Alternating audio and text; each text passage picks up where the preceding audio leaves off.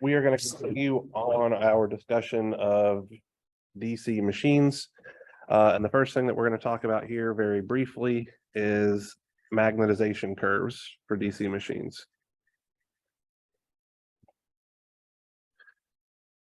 So this is bringing things way back around to what we did at the very beginning of the class when we were looking at magnetic circuits. Okay, so at the end of our last class, we developed a equivalent circuit model. We didn't really develop it, I just gave it to you, but an equivalent circuit model for our DC machines that involved our field circuit, which was just whatever resistance our field windings had. We applied our field voltage across those field windings and observed some field current, IF. And then on our armature side, we had our armature resistance, RA. And then we had our induced voltage, EA, across our armature terminals. So our armature winding, really. I think we called this A1, this A2, and then we had terminals out here. So this was our terminal voltage, VT. And if we're dealing with a generator, our armature current, IA, was in that particular direction. Okay. So what this model maybe doesn't do a great job of showing is that our induced voltage EA, we developed this equation as well last time, was Ka times phi d times omega m, where omega m is the speed at which our shaft is going to rotate. So the speed at which our armature rotates, okay? So EA is a voltage on the armature side of the circuit. But phi d is a flux where?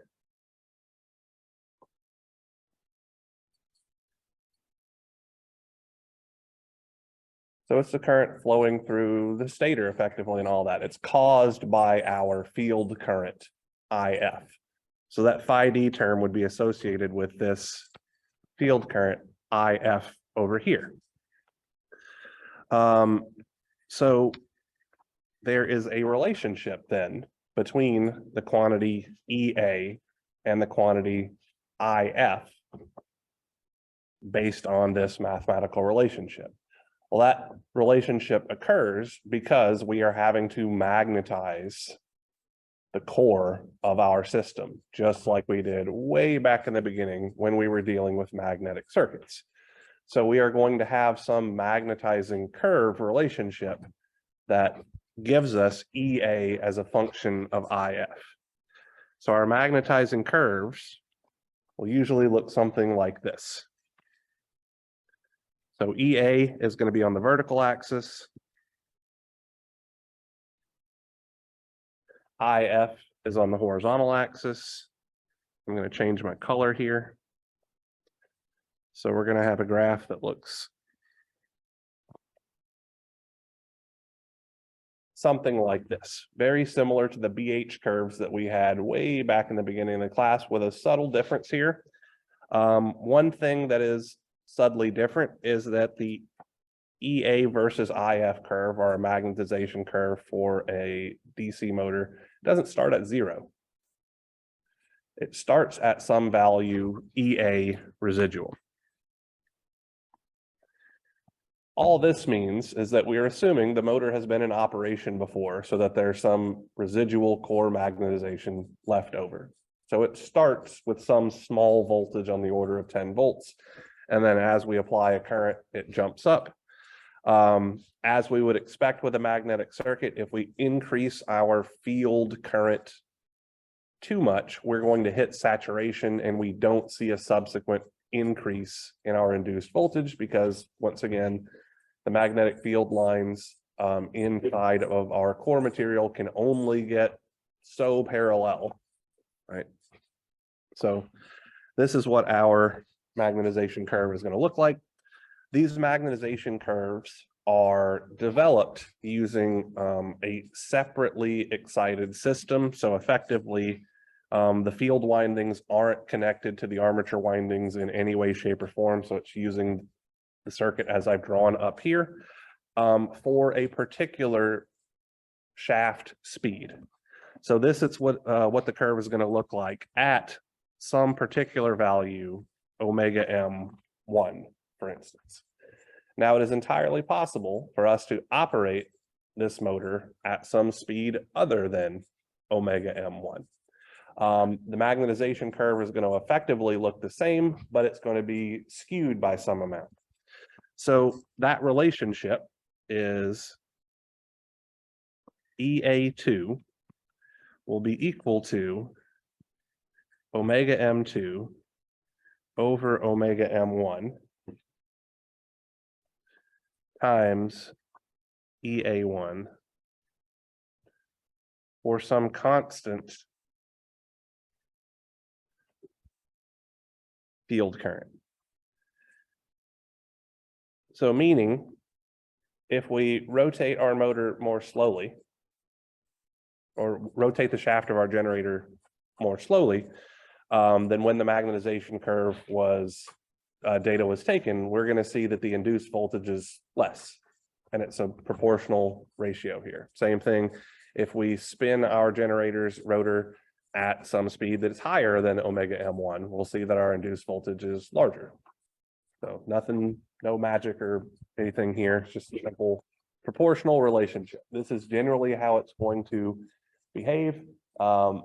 This data is usually taken at rated speed, and then because the motor could operate at different speeds, we can just figure out what that induced voltage is going to be by using this proportionality relationship. All right, so now let's talk about classification of machines.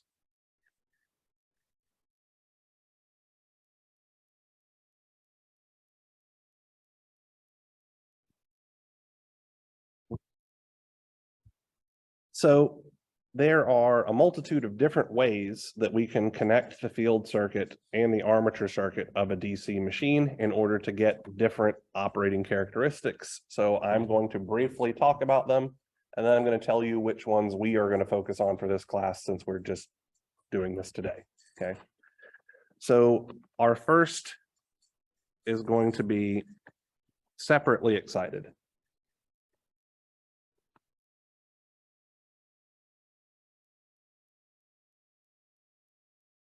And what separately excited means is that the field winding and the armature winding aren't connected to each other, okay? So our circuit is going to look something like this. This is a little bit more in detail than what we've seen previously.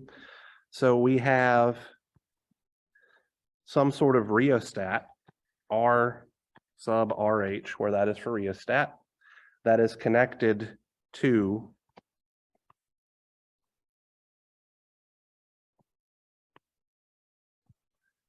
our shunt field winding. So that's what RSH stands for here. And this is where we apply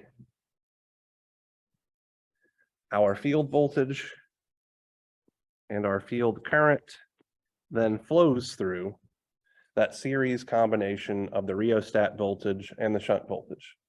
So let's talk briefly about why this field control rheostat is there, and it's only there in the shunt windings. So effectively, it allows us to change what our starting torque is. That's it. So we can get more or less torque by including more or less resistance in that path, okay? So that's our field side. And then on our armature side over here, we are going to have that armature resistance R sub A. Here we have our induced voltage E sub A. And textbooks have been drawing it like this, which I actually kind of like. This is just representing where the brushes are. So it's kind of letting you know what part of this thing spins. Here is A sub 2.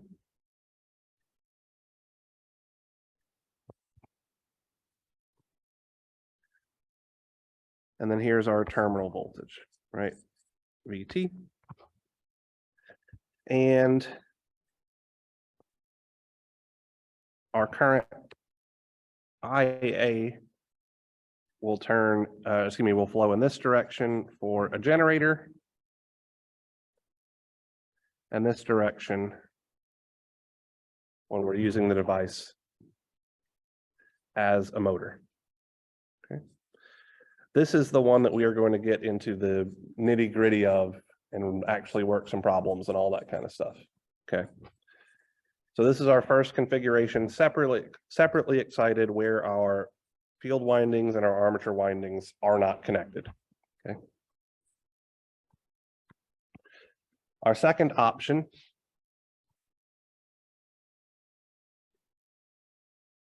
is a self-excited shunt connection. So effectively, the shunt connection means that we're going to apply the field windings in parallel with our armature circuit. Okay. So that's going to look something like this. Still have our rheostat.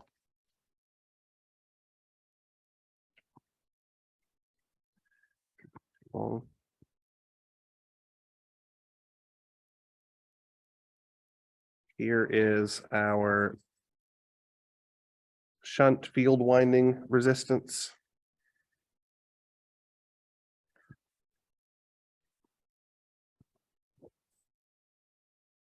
A1, RA, EA,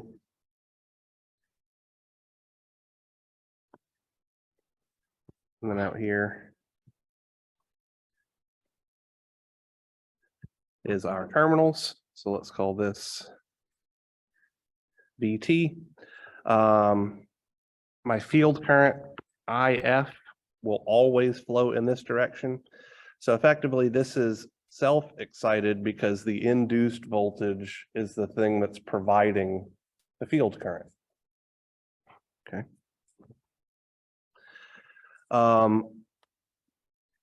Our armature current IA is going to be here. So our armature current, if it's flowing out, we're dealing with a generator. If it's flowing in, we have a motor. And then we're going to have some terminal or load current here. So let's call it I sub L. In this direction, we're generating. And in this direction, we're taking power from an external source to drive our motor.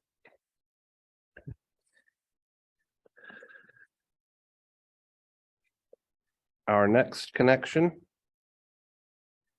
is the self-excited series.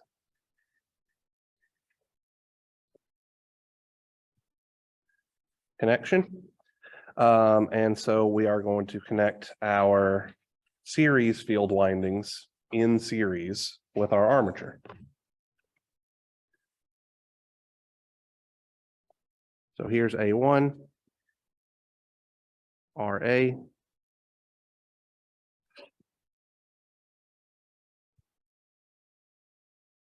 EA,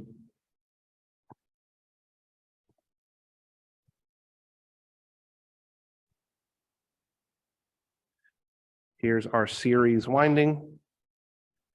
And then over here are our terminals. So here's VT. here's our current IA for generating. Here's our current IA for motor. And then we have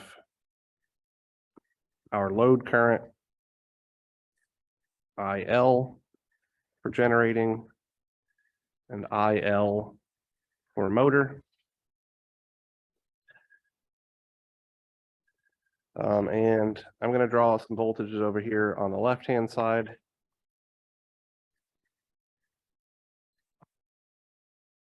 So this voltage VTA represents the voltage drop across the armature terminals, which is different than the voltage drop across the terminals of the device, right? Not going to matter to us too much because of what we're focusing on, but it is a distinction that needs to be made for some of the calculations that we might have to do.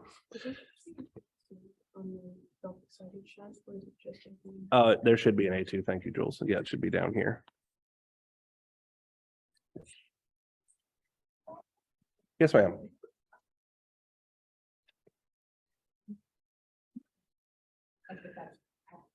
Gen for generator and MOT, MOT for motors.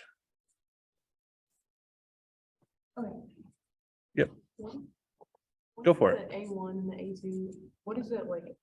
Obviously, there are points, but why is that important to know? So that's the terminals of the armature. So that's where we're making connections to things. I thought so. I just wanted to make Yep, sure. no, absolutely. Yeah. So we have our armature terminals. Realistically here, I could identify, so these would be the terminals for my shunt field winding. So this could be F1 and this could be F2. This would be the terminal for my series field winding. So S1 and S2. Same thing up here, F1 and F2, and there's something in the chat. What's the subscript for that middle resistance in the third diagram? RSE, where that stands for the resistance of the series field winding. I'm assuming you're talking about this guy right here.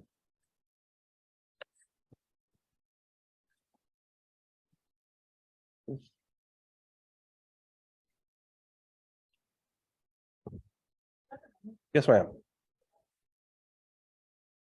That is the resistance of the series field winding.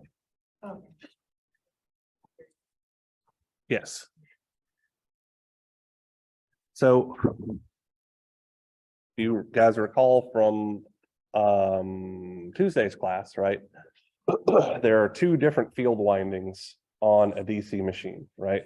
We have a shunt field winding that is a whole lot of turns of a very small wire. And then we have a series field winding that is a few turns of a very thick wire, right? So this guy right here, that is the resistance of the shunt field winding. This guy right here is the resistance of the series field winding. And the motors that the DC machines that we're about to draw images for are compound, meaning that both the series winding and the shunt winding are connected. Okay. So am I good to move to the next page? All right. So our first compound machine is the short shunt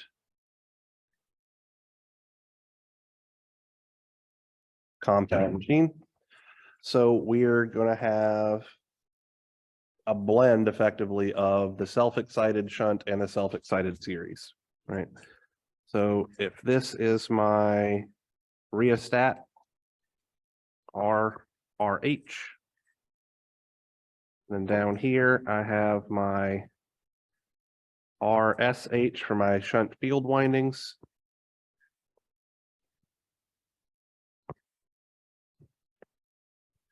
Here's A1,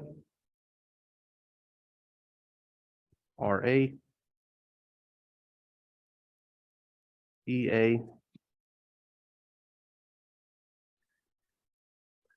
down here is A2. So right now, everything looks exactly like we had for our self-excited shunt. Over here on the right-hand side, we are now going to connect our series field winding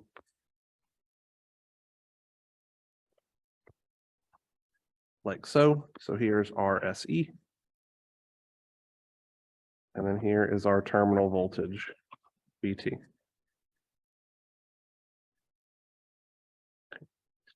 So our field current will always flow in this direction. If our armature current is flowing up, we're acting as a generator. If our armature current is flowing down, we're acting as a motor. And then we have our terminal currents, or did I call them load currents earlier? I think I just called it IL. So when IL is flowing out, we have generator operation. And when IL is flowing in, we're acting as a motor. So that's the short shunt configuration. And then the last compound is the long shunt compound. Going to be very similar, except that now our field windings will be connected in series. So the series field winding will be connected in series to the shunt field winding. So it's going to look something like this. Here's our rheostat.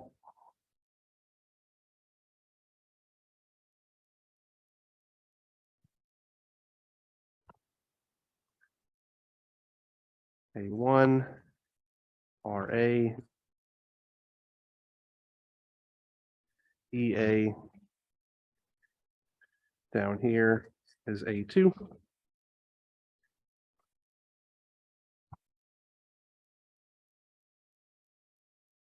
Here's our series field winding resistance.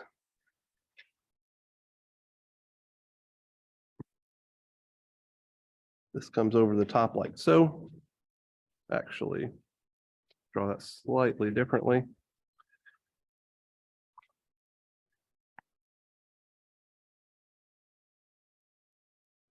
Here's our terminals for the output, V, T, like so.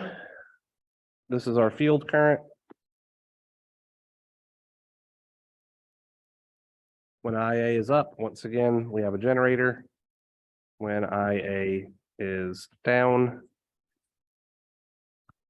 we have a motor.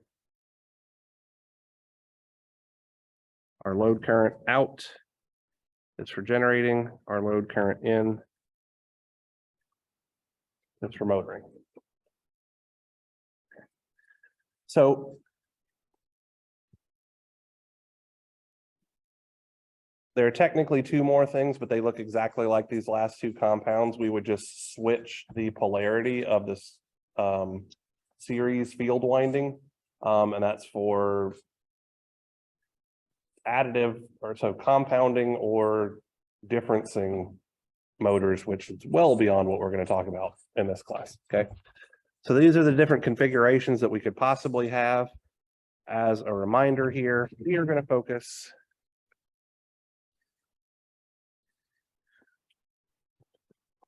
just on this guy. Okay, simplest possible connection. Yes, ma'am.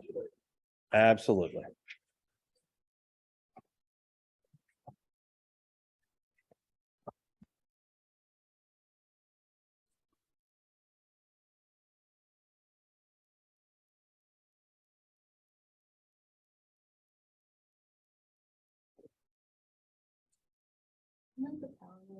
Is it gonna be similar to this kind of stuff, or is it?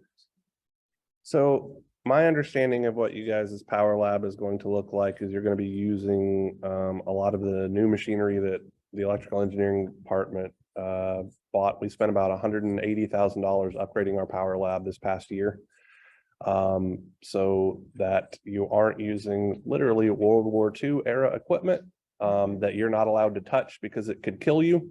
You'll be using smaller scale motors and all of that kind of good stuff that you'll actually be able to interact with. I believe we have 5 stations set up to where you can plug things in. You can deal with balanced and unbalanced loads just by simply switching in or switching out different capacitors, resistors, and inductors and all that kind of good stuff.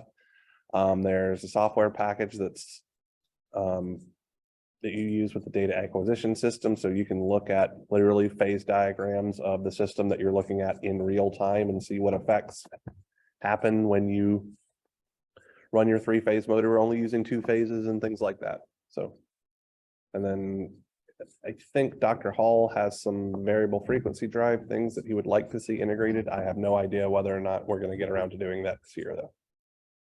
Anyway, yeah. All right.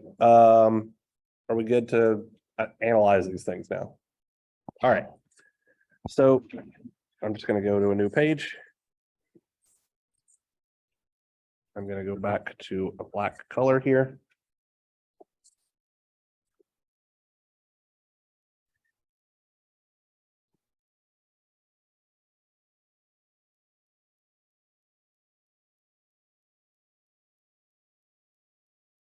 So self-excited, or excuse me, separately excited. I'm going to have to erase that. Didn't give myself enough room.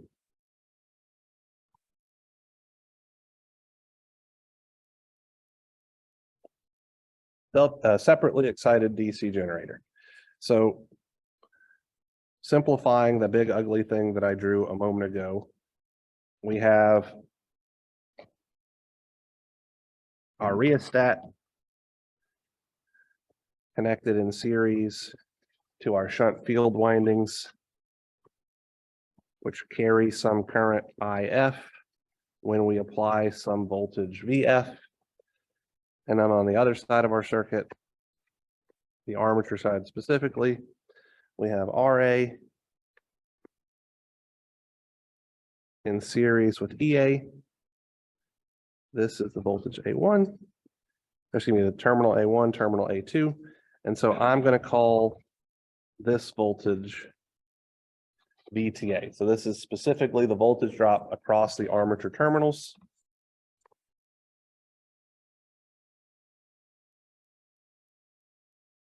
Here's my armature current.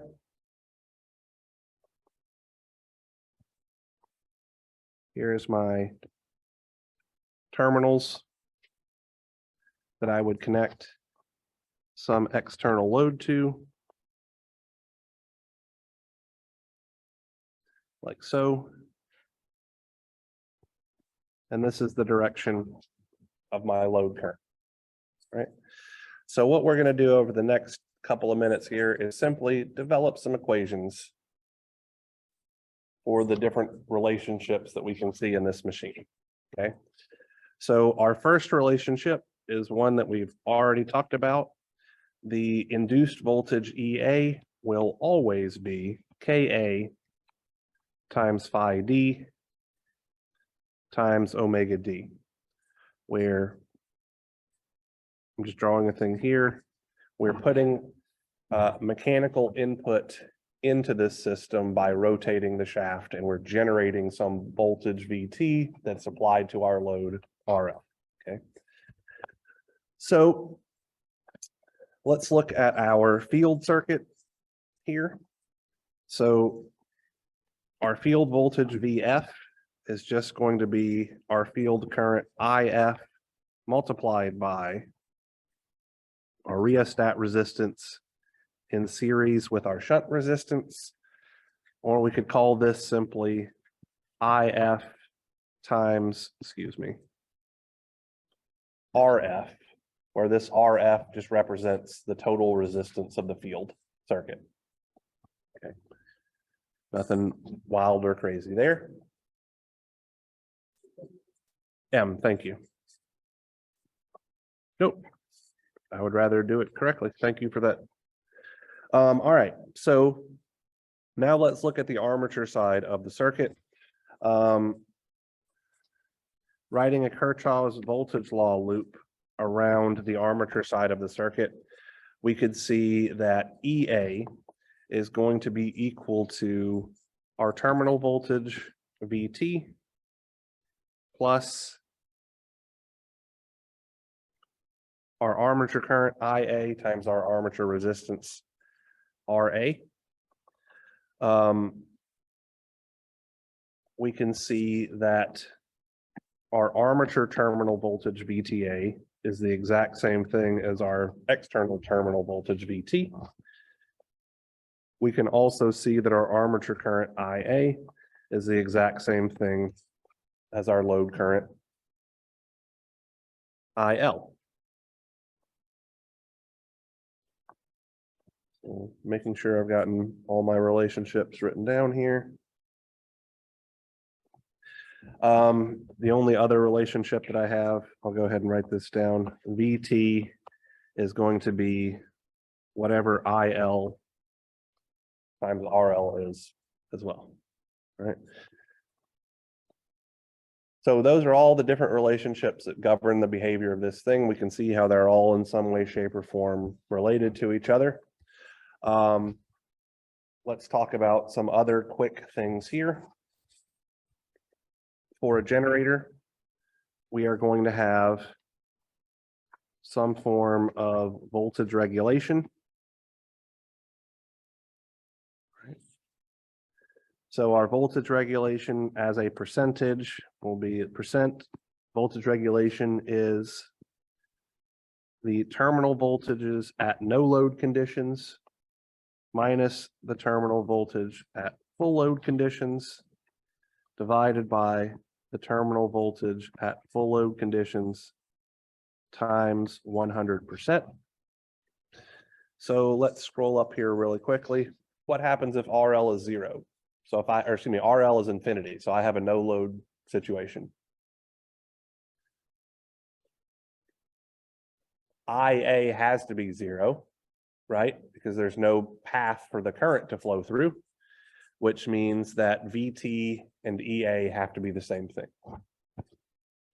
So we could write this as EA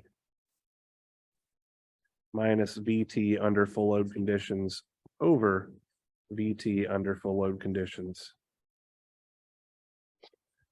times 100%. Okay. Yes, ma'am. If RL is infinity, so if we do not have a load connected to the output terminals of our generator, so if we were just running the generator with nothing connected to it, what we'll see is that the voltage that appears at the terminals of our generator is the maximum that can ever be for whatever field current we are exciting this thing with, right? As soon as we apply some load, there's going to be current flowing, and that's going to cause our terminal voltages to get smaller.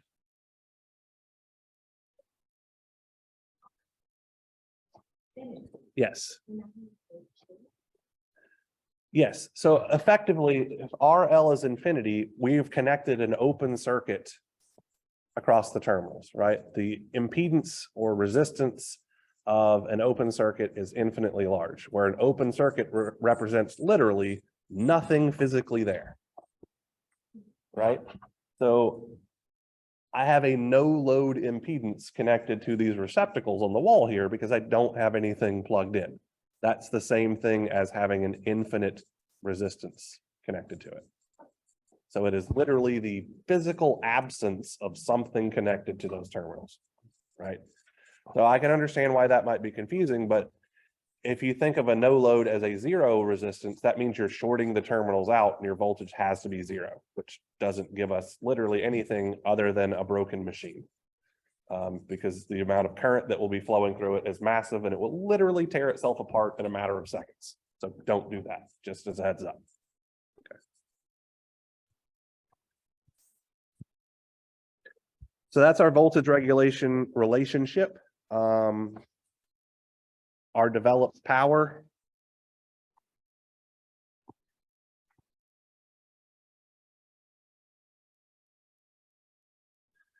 We talked about this on Tuesday. So the power developed by our system is just going to be EA times IA.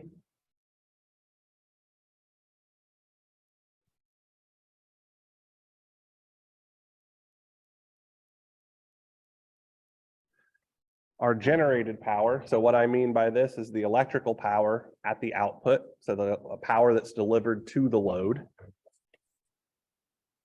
PL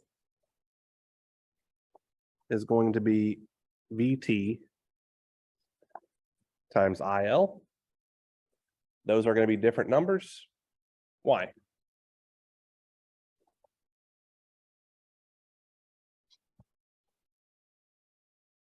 Because our armature winding is going to have some losses, right? If current flows through the armature winding, then we're going to see power absorbed by that resistance RA. That's just copper losses like we've been dealing with in any other type of motor.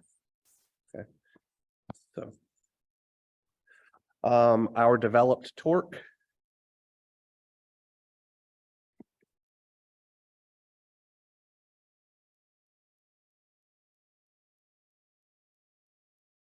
TD is simply our developed power divided by the speed at which our shaft is spinning, measured in radians per second.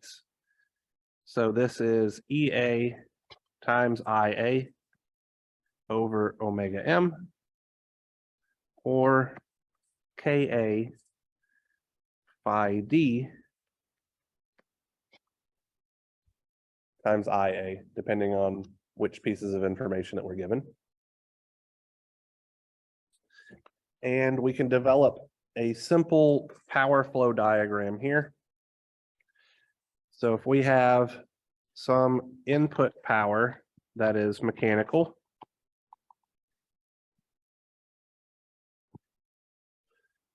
we are going to have some rotational losses.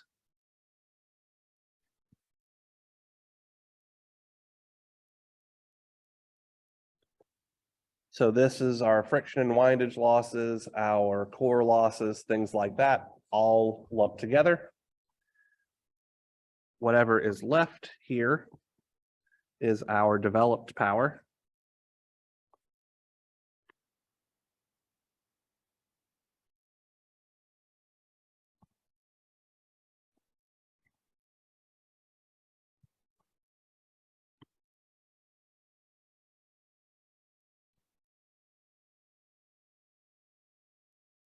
Then we're going to have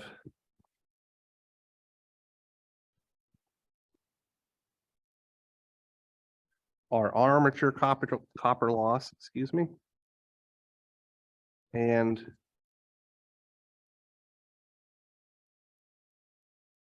any losses that are incurred by the contact that our brush makes.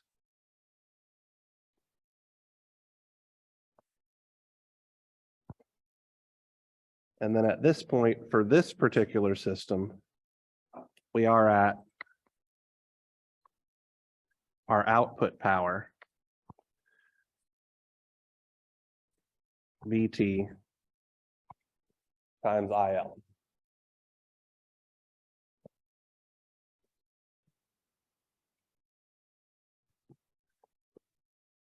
So this is how input mechanical energy gets converted into output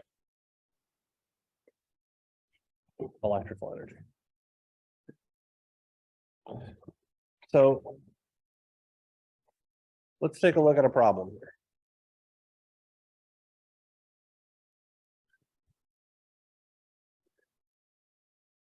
So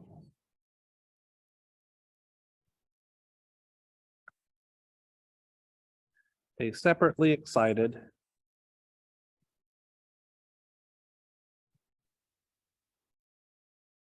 DC machine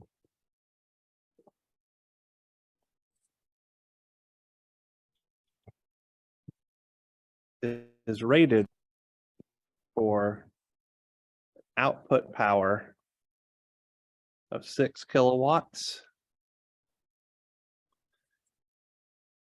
at rated terminal voltage of 120 volts and rated speed of 1200 RPM.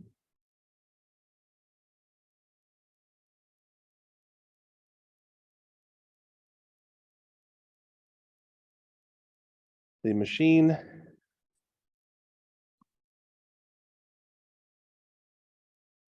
has the following magnetization characteristics.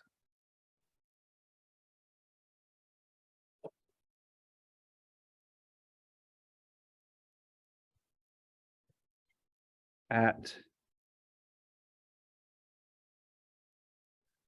1200 RPM, and instead of drawing a curve here and making us try to decipher it, I've collected the data as a table. So EA is a function of voltage. Here's IF measured in current. So when IF is 0, EA is 5 volts. So that's representative of our residual magnetization. For 0.1 amps of current, we have EA is equal to 20 volts. For 0.2 amps of current, EA is equal to 40 volts. For 0.3 amps of current, we have 60 volts. 0.4 amps of current, we're at 79 volts induced. 0.5 amps of current, we're at 93. 0.6, we're at 102. 0.8 amps of field current, we have an induced voltage of 114 volts. And 1 amp of current, we're at 120 volts.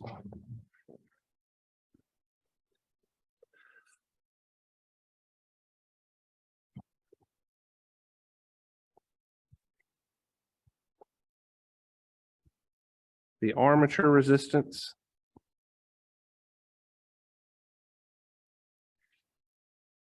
is RA is equal to 0.2 ohms. And the total field winding resistance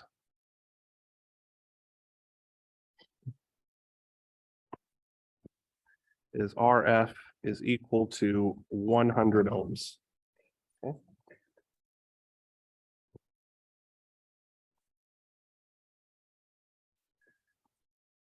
If RL is equal to 2 ohms and our field current is equal to 0.8 amps, I want us to determine the following things.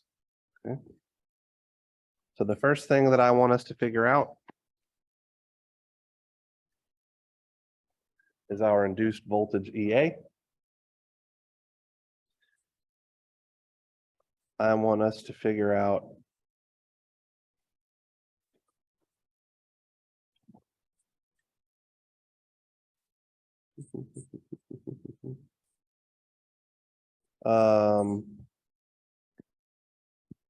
quantity Ka times phi d.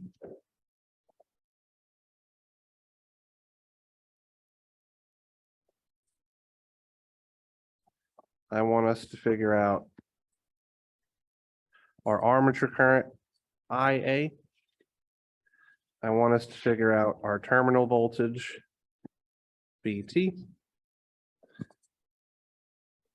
I want us to figure out our output power for our system, PL. And I want us to figure out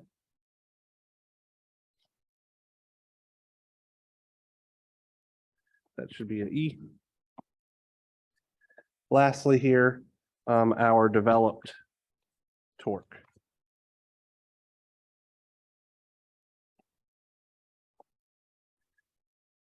So because we have a separately excited machine, the induced voltage EA will literally be whatever our table or graph tells us it will be. We don't have anything else to worry about, right? So if we're told that our field current is 0.8 amps, our table literally tells us that EA should be 114 volts. Done. If this were a self-excited machine, there would be more work involved. I don't want to deal with it. You don't want to deal with it. That's why we're dealing with separately excited machines. Okay. So we can say right from the jump,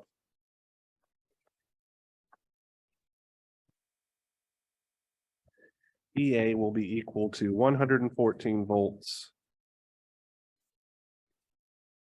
from our tank. Yes, ma'am.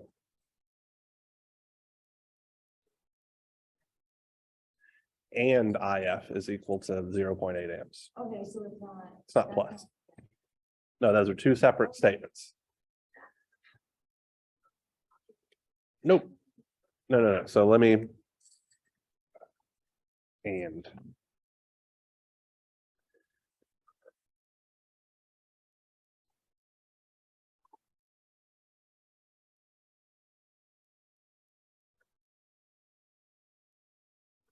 All right, so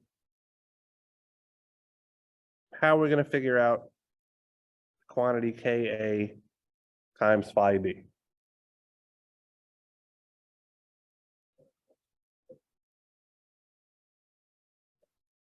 Yeah, absolutely, right? So Ka times phi d will simply be our induced voltage divided by omega m, right? So that's going to be 114 volts divided by 1200 RPM times 2 pi over 60 seconds to convert our speed into an angular speed. And we get Ka times phi d is 0.907 and some change. And the units of this should be the units of flux because Ka is a dimensionless quantity. So that would be Webers or volt seconds.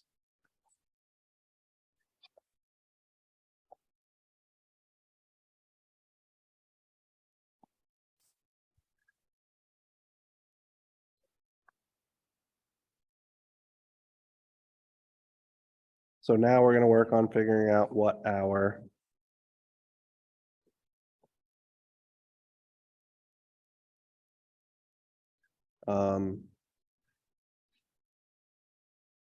what our current is, right?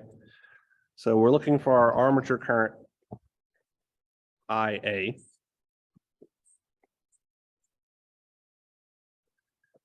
So we know that our rated terminal voltage is 120 volts, but I don't trust that that's the voltage that's actually showing up at our terminals, right? So I'm scrolling up here so we can look at this circuit, okay? So we know this quantity EA. We know this quantity RA. And we know this quantity RL. So we can just use Ohm's law. EA divided by RA plus RL should give us our current IA. Yes, sir. In what cases is IA gonna be equal to IL? So here we can see that IA and IL literally represent the exact same current because everything is just connected in series. So it's all gonna be the same. For this particular generator configuration, IA and IL will be the exact same current. For other, it will not be, just depending on how things are connected, right? So for a self-excited series connection, IA and IL will definitely be the same things. For a self-excited shunt connection, they very much will not be. Because there's a separate parallel branch. Effectively, the field current takes away from the armature current to give you the load current. So it depends on the connection that we're dealing with. For this separately excited generator though, IA and IL are the same quantity. I very much don't want to update Java right now. So using Ohm's law,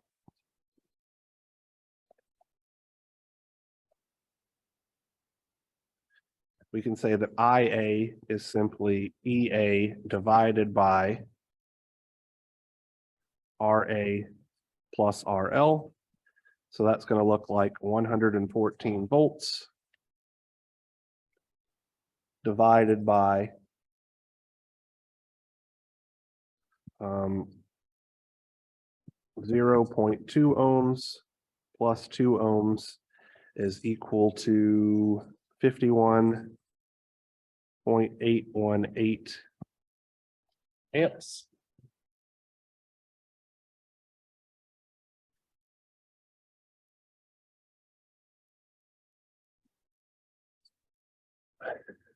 Yes, sir.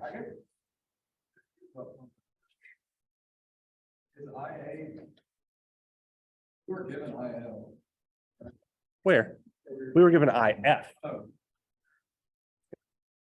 So yeah, we were given our field current.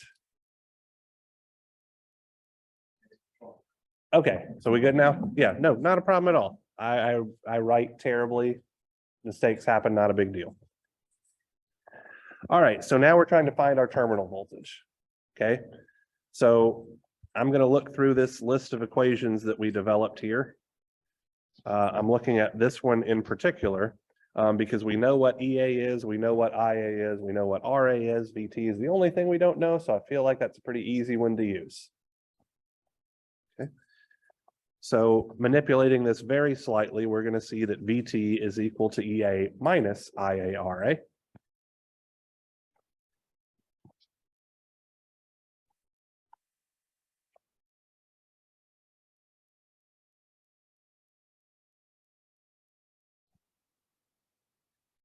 So that's going to be 114 volts minus that 51.818 amps times that 0.2 ohms.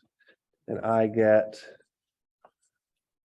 103.636 volts.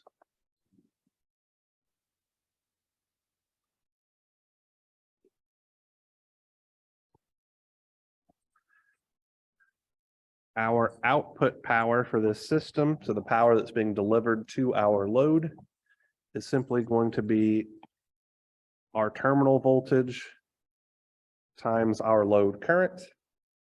Since our load current is just IA, we could write this as VT times IA. So that is 103.636 volts times our current IA of 51.818 amps. And I get 5,370.247 watts.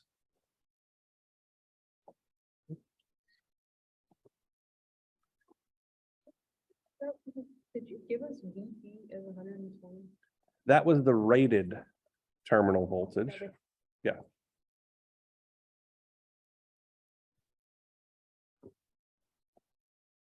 What's up, Casey?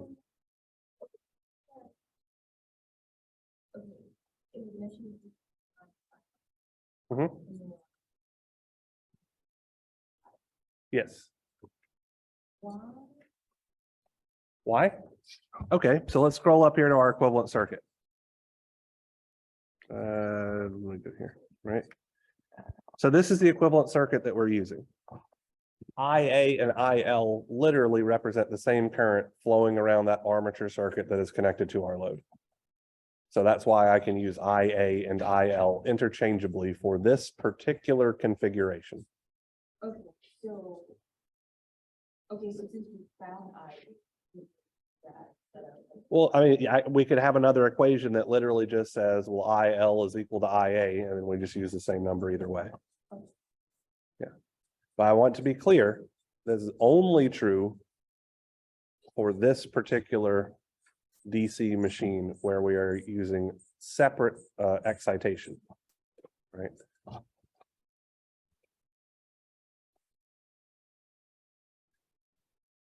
All right. And so lastly, we need our developed torque. K A phi D times our armature current. Okay. 0.907 volt seconds times our armature current of 51.818 amps gives us 47.009 Newton meters of torque. So there are a couple of other things that I could have asked you guys here. What if I wanted the developed power instead of the output power? I'm not going to solve for it, but what would I do? Yeah, EA times IA, nothing hard. I gave you guys an equation. Here's something I didn't give you an equation for today, but we've calculated it multiple times. What if I wanted the output torque?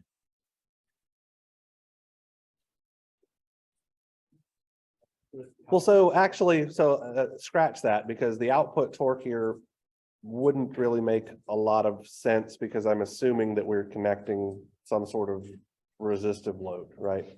So we have an output power that we could divide by our shaft speed, but the purpose of a DC machine isn't to cause something to spin. Like a DC generator isn't to, we're not trying to get something to spin, we're trying to generate electricity to use for something else. So scratch that question. It doesn't make sense in the context of the type of machine we're dealing with. Shaw. Part of the problem with Sure.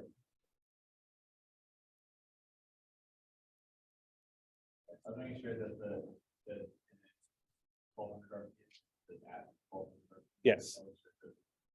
Yeah, no. So we are doing it at the exact same thing.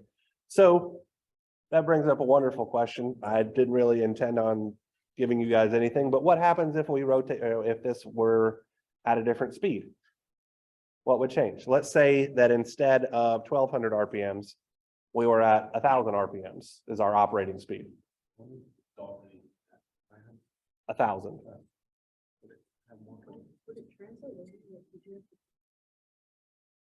So the EA value would be different because we're at a different speed, right? So just as a quick aside here, this would be something wonderful for me to ask you guys to do on a homework, just as a heads up. So we know that EA2 is equal to omega M2 over omega M1 times EA1. This would also be NM2 over NM1 times EA1, since omega is related to N by a constant factor, right? So for omega M2 equals 1000, or excuse me, NM2 equals 1000 RPMs. EA2 would be 1000 over 1200 times that 114 volts, assuming that we kept our field current constant, right? So that's just going to be 5/6 times 114, whatever that happens to be. That would in turn change the value of Ka phi d, Ia, literally everything else. So if I could give you a problem exactly like this and say, oh, but it's operating at a different speed and literally every single number in this thing is going to change. The process would be the same. You would just have to use this relationship to kick things off. We could do that for literally any speed we chose, because we choose at what speed we turn our rotor when we're using this as a generator. Yes, ma'am. They're not.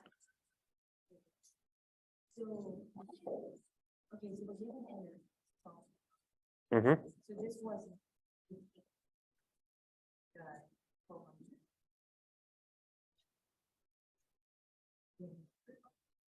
So in this example, all of this data was collected at 1200 RPM. Okay, so this table, the data in this table is generated at a specific speed, right? Let me scroll back up here to the beginning, okay? Our magnetization curve is taken at one specific speed for our DC machine, usually the rated speed, okay? There's nothing preventing us from spinning that rotor at a different speed. And the relationship that will tell us what our induced voltage is at any speed other than the rated speed is this. So the question was asked, what would happen if it spun at a different speed? And so that's what I was answering here. The EA value would be different, but it simply scales as a ratio of the new speed to the rated speed. And then from there, all of the steps of our analysis would be the same. We would just be using this new value of EA and the new value of omega M for everything else. All right. So we've worked a generator problem. Now let's flip the script ever so slightly and look at a motor.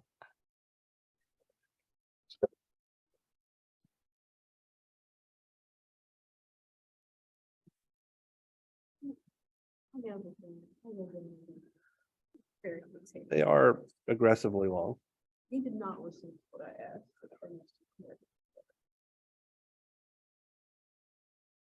So our equivalent circuit for our separately excited DC motor is going to be the exact same thing as the equivalent circuit for our separately excited DC generator, except that the direction of IA is going to be different, and we're not going to have an electrical load connected because that's where we're applying our input power to, right? So we're going to have something like this. Here is our rheostat.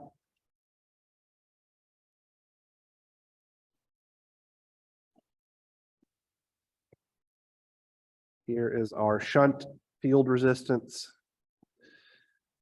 Here's our field voltage. Here's our field current.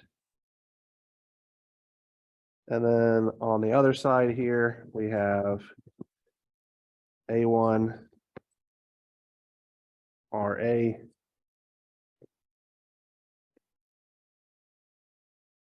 EA, here's A2.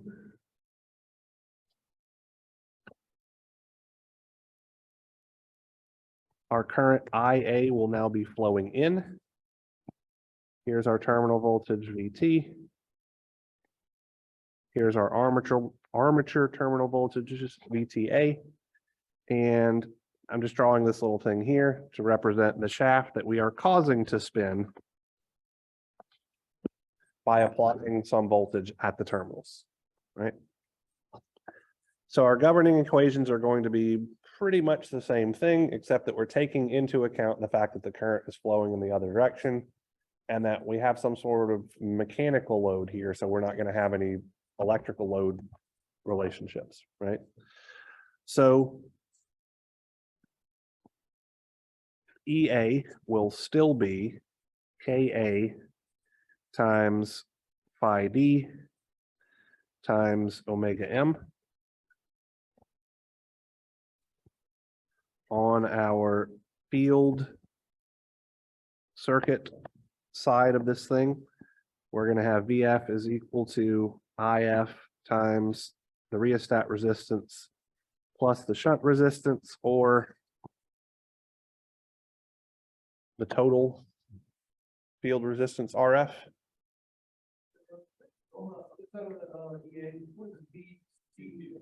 VTA.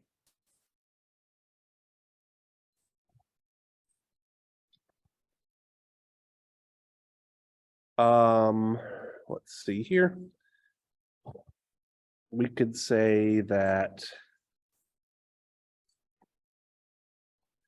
our induced voltage EA is going to be VT minus IA times RA.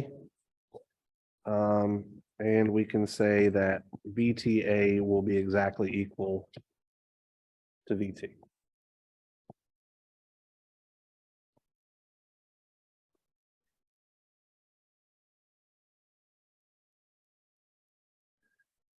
So I don't see any other relationships that we could have here. So these are the governing equations for our separately excited DC motor. So now let's talk about other kind of general relationships, okay? So there is an important one in a DC motor. There is the speed current relationship.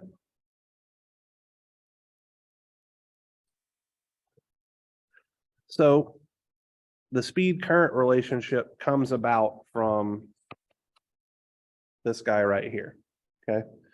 So I'm not going to spend a whole heck of a lot of time deriving things here, but it should be fairly obvious that we can see that omega m would be, well, I guess I can derive it because it won't take but a minute. So omega m will be equal to EA divided by KA times phi d, right? EA is simply VT minus IA times RA. So that's going to look like VT divided by KA phi d, and I'll explain why I'm writing it in this odd way in a moment, minus IA times RA over KA times phi d. The quantity VT over KA by phi d is the will allow me to write it, no load angular velocity. This is how fast it'll spin if we don't connect a load. Okay. This brings us to a quantity for motors similar to what we saw for generators, speed regulation. Okay. Yes, ma'am. Yes, and if IA is non-zero, then it'll slow down.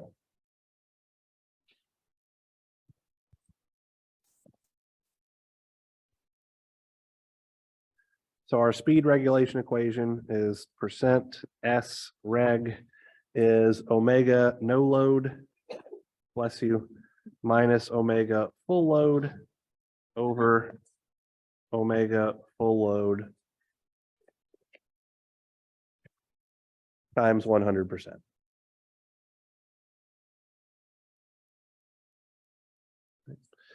And then our equation for developed torque and developed power are literally the exact same thing we had.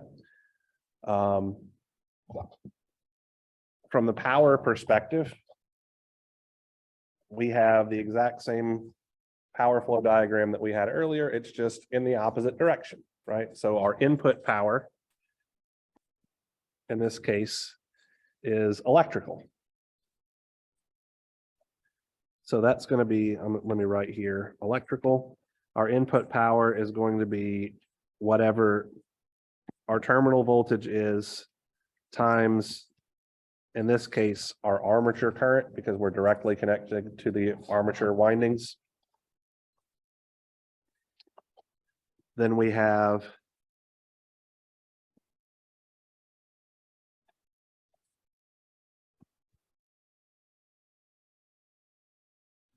our armature copper losses and our brush losses.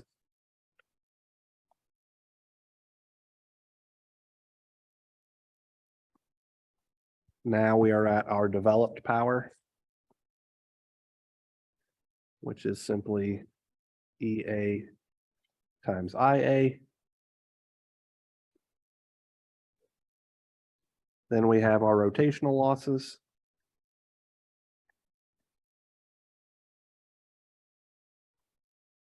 And we have some output power that is mechanical. Brush.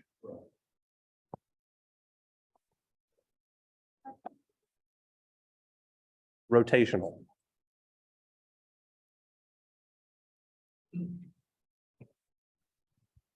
All right, so let's wrap things up. You guys are getting restless. I am too. Really need a sandwich right now. We are gonna do one problem and then get on out of here. What is the rotational full load? Is that what I kind of already tried? So full load would be literally whatever it's spinning at when we load it, whatever that happens to be. Oh, I can make sure it's- Yeah. All right, so let's say that we have a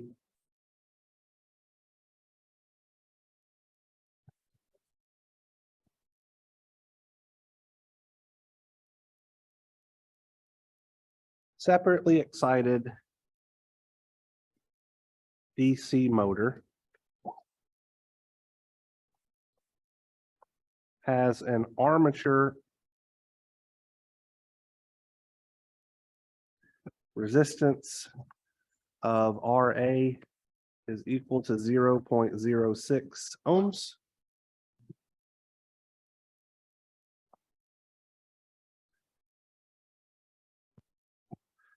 When it is connected to a 240 volt supply,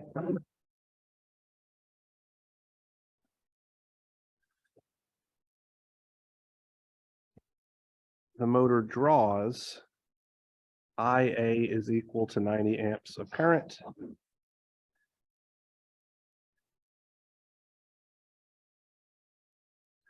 And it rotates at a speed of 1200 RPM.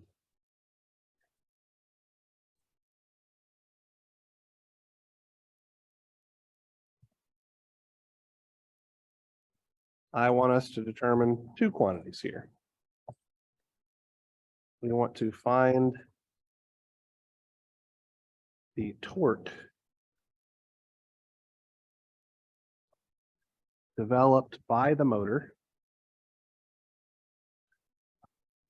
at this operating condition.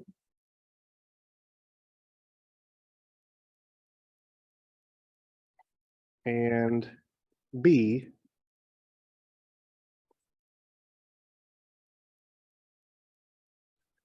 determine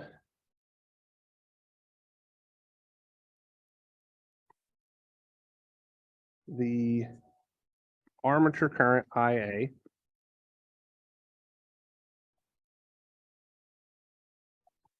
and speed omega m if the developed torque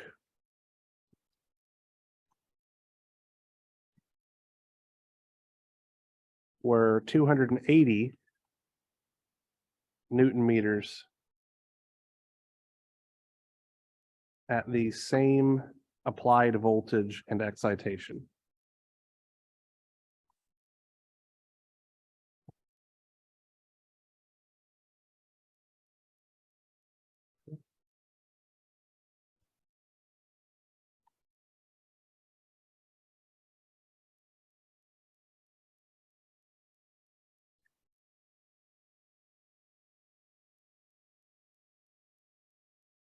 So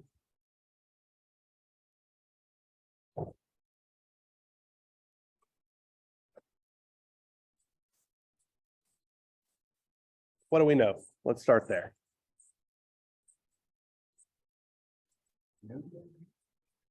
We know NM, right, is 1200 RPMs. So we could say that omega m is NM times 2 pi over 60 is going to look like 40 pi radians per second. We're going to use that at some point. What else do we know?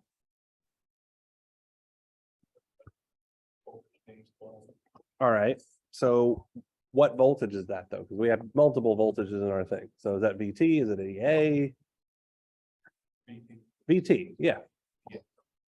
Exactly right. So EA is an induced voltage. We are applying a voltage. We're hooking this thing up to some source of DC voltage, right? So VT is 240 volts.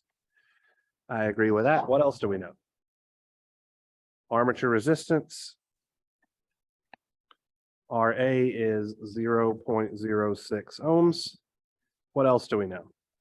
IA is given to us as 90 amps. Absolutely right. So if we want to find developed torque, right? We have multiple different relationships that we could use for developed torque. We have EA times IA over omega M. So that's something.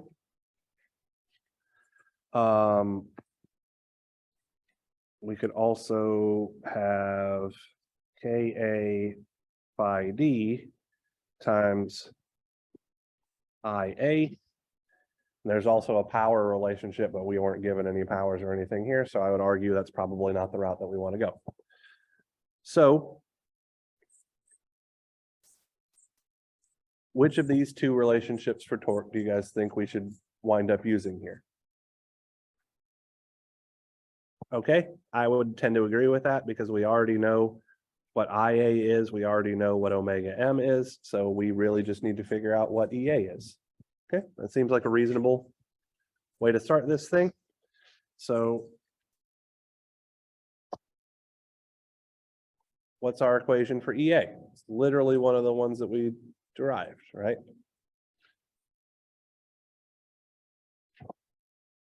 VT minus IARA.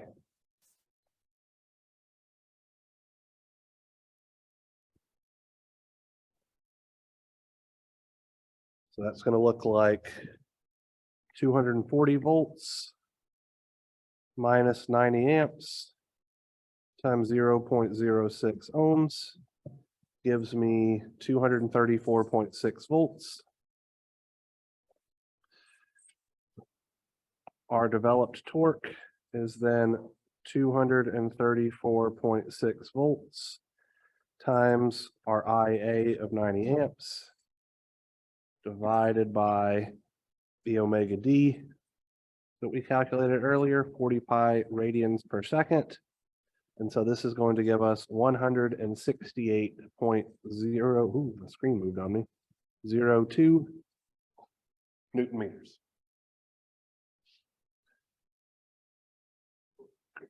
So part A is done.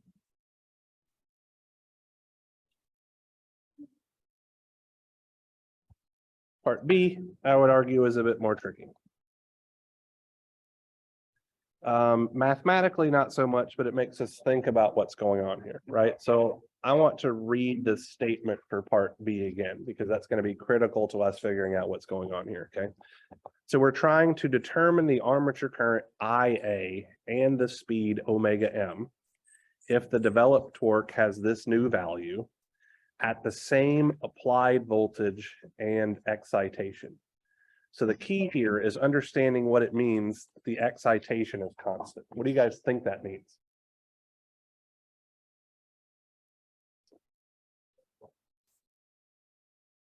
So what's the excitation for a separately excited machine? What's going on in the field portion of the circuit, right? So effectively, if I'm saying that the excitation is constant, what that means is I didn't change the field current. If I didn't change the field current, then I didn't change EA, right? So even though we're going to be operating at a different IA and a different omega M, EA is effectively going to be the same thing here. Actually, KA, let me think how to put this. KA phi D is going to be constant for this system because I didn't change the field current, so the flux isn't going to change. Would be a better way to state that, right? So for part B here, the EA that we found from the previous problem divided by the omega M we found in the previous problem is going to give us the quantity Ka times phi D, and neither of those quantities change if our excitation remains constant, okay? So that's 234.6 volts divided by 40 pi radians per second gives me a value of 1.867 Webers or 1.867 volt seconds. Now I can use my second developed torque equation over here to figure out what IA is. So we know that TD is equal to KA phi D times IA. We can rearrange this and see that IA is just TD over KA phi A, or excuse me, phi D. So that's going to be 280 Newton meters divided by 1.867 volt seconds comes out to be 149.982 amps. Seems reasonable that we have to increase our current to get more torque out of this machine. Our new rotational speed, omega m, is going to be given by VT over KA phi D minus IA RA over KA phi D.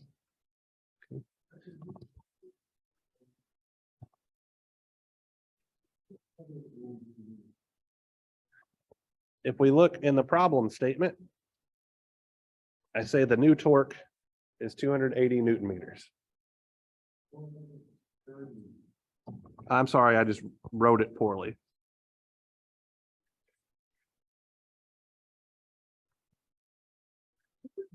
So I meant 280. Apparently you guys thought 230 and 250. So I'm just going to write it down better. I apologize for my penmanship. 280. Is that very clear that it's 280 now? Yes. Great. Sorry about that.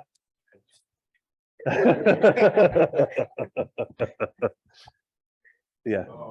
So are we all okay for where this torque is at now? Excuse my terrible penmanship. Okay. So from here, I'm just going to lump things together really quickly, right? So VT is 240 volts. That did not change. Minus our current of 149.982 amps times our resistance of 0.06 ohms divided by that 1.867 volt seconds. So this gives us an omega D of 123.736 radians per second. And our speed measured in RPMs is simply omega D times 60 over 2 pi, comes out to be 1,181.59 RPM. You're absolutely right, Hugh. Sorry about that. That should be omega M. Thank you. So many subscript M's and A's and D's, I confuse myself. I wasn't sure if I was. Nope, it's definitely on me. So thank you for pointing that out. All righty, that is enough out of me. So I'm going to put a homework assignment up, a couple of problems, 3 to 4 problems, and then your exam is going to be your homework assignment, but with different numbers. And as was discussed when you guys asked last class, I don't mind if you do open notes, etc., for this exam either. So